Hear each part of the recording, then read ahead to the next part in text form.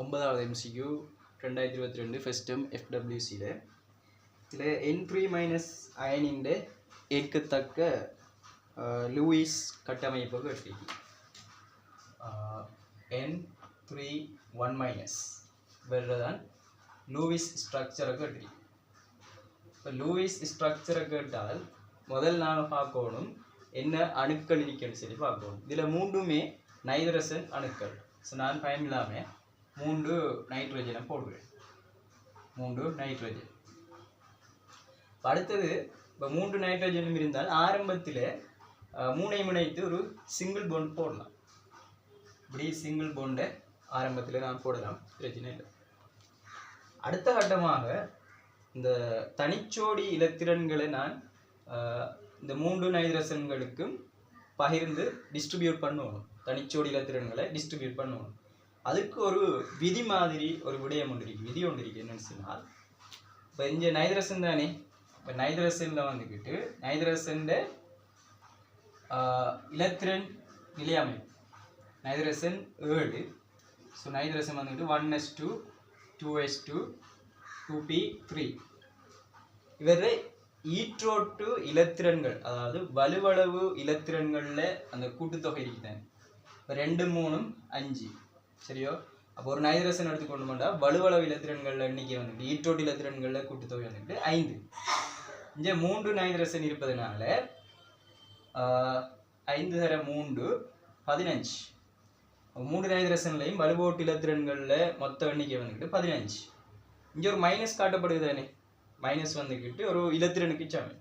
ஆகவே இன்னும் ஒன்று நாங்கள் அந்த மைனஸ்க்காக ஒன்று கூட்டி மொத்தம் 16.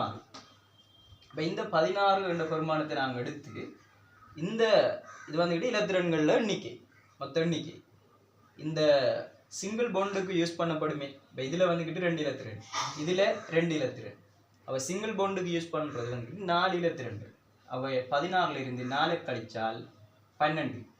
இப்போ இங்கே 2 இலத்திரன்கள் வந்துக்கிட்டு என்ன 4 இலத்திரன்கள் பயன்படுத்தப்பட்டு, ஆகவே 12 இலத்திரன்கள் தான் இந்த இந்த விதி வந்துக்கிட்டு இந்த தொகுதிக்கு பயன்படுத்தப்படுற விதி.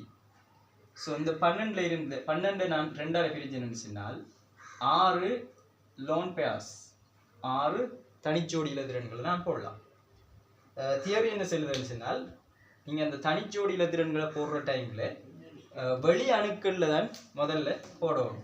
ஆகவே இவரில் வந்துக்கிட்டு 1 2 3 4 5 6 போட்டாச்சு. இப்போ இதுக்கு பிறகு வந்துக்கிட்டு இதை பிற்பாடு இந்த ஏற்றங்களை பார்க்கணும். ஏற்றங்களை பார்த்தோம்னு சொன்னால் நைட்ரசனில் வந்துக்கிட்டு ஈற்றோட்டில் 5 இலத்திரன்கள் இருக்கணும். மேலதிகமாக இலத்திரன்கள் இருந்தால் அவர் மறையேற்றம் என்று குறிக்கப்படும். இலத்திரன்கள் எண்ணிக்கை குறைவாக இருக்குமாக இருந்தால் நேரேற்றம் என்று குறிக்கப்படும். இப்போ இந்த நைட்ரசன் எடுத்தால் 2 4 6 6 மற்றும் 7, அதாவது 5 இருக்கணும் ஈற்றோட்டில், ஆனால் 7 இருக்கி. அவை 2 இலத்திரன்கள் கூடுதலாக இருக்கி 2-.